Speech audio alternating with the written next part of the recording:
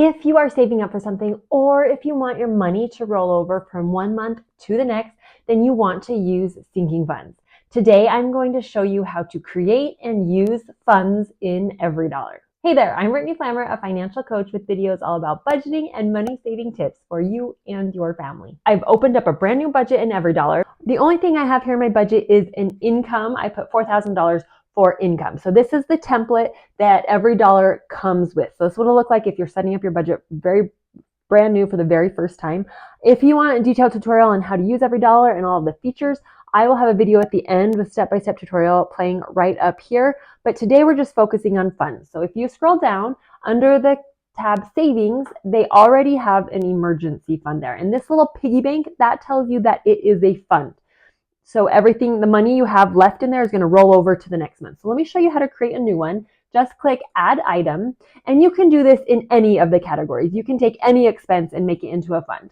I'm just going to do it with right next to the emergency fund. And let's say we're saving up for a vacation, and let's say we want to put 150 each month towards our vacation. So here we have it, and 150 is taken out of our budget, but it's not a fund because there's no piggy bank. So I'll click on that. Over here on the right, there's a piggy bank fund. Click set and make this a fund. So now if you have money already saved, you can put in how much you have. And if you want, you can set the goal. So we don't have anything saved, and let's say our goal is $2,000. And if you scroll down here, you'll see this month, which is July, I have 150 planned, but I didn't have anything in it. So our carryover balance from last month is 0. So let's go ahead and click save. So now you can see our vacation is a fund. It's got the little piggy bank. I'm setting aside 150, and it will roll over how much we have left. Let me show you real quickly how to do another one. Another example of this would be life insurance.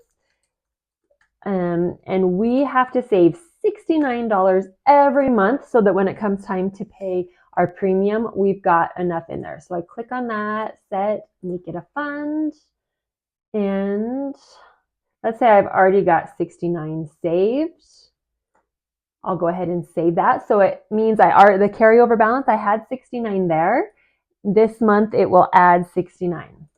So you can see over here, if you toggle, you can toggle between how much you've spent. So I haven't actually spent any, and how much you have left in those funds. So I have 150 in the vacation, and now I have 138 because that's 2 months worth. Now, one very important thing to note that can be confusing for some people, once you have entered in these funds into your budget, they are automatically deducted from your amount. So right now we have $37.81 left to spend.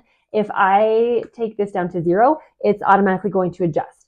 So it is showing that we've already taken the money out of our budget. So if you use the free version of EveryDollar, you manually enter in every transaction using that little plus sign. You don't do anything. It's already subtracting this money for your budget. You just go ahead. If you're using cash envelopes, you stuff your envelopes with cash. Or if you use an online savings account, then you will transfer it to your online savings account, and you don't need to enter in any transactions. I personally like to transfer all of these sinking funds into an online savings account where I'm earning some interest. I've got a video of my favorites. I'll put a link in the description box down below, but I like it because I'm earning interest on those funds. But I also have the premium version of EveryDollar, which means it automatically imports my transaction. So for each sinking fund, I'm going to have 2 transactions pop up. I'm going to have it subtracting a transaction, subtracting that money from my checking account. Then I'm going to have a transaction adding it into my online savings account. So what I do is I delete those transactions. I do not categorize them. I delete them. The only time you enter in a transaction is if you spend money from this account. So for example, let's say we've got money for our vacation and I have to pay for our Airbnb.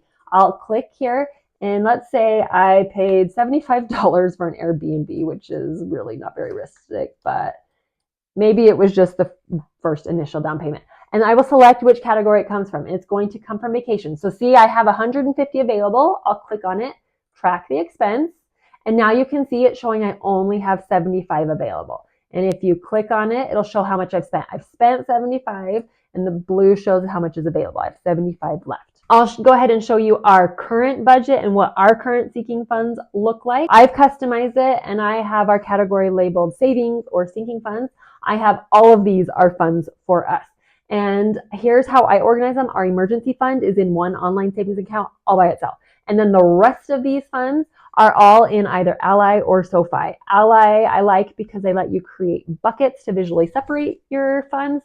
And same with SoFi, they let you use vaults to visually separate, and there's a lot of automation. I highly discourage you from keeping all of this money in your checking account. Whether you're using cash envelopes or an online savings, just pull it out of your checking account so you don't see it and don't think you can spend it. That video I mentioned with EveryDollar in detail is right up here, as well as my favorite online savings accounts. If you have any specific questions, leave me a comment. I will do my best to answer. Thank you so much for watching. See you in the next video.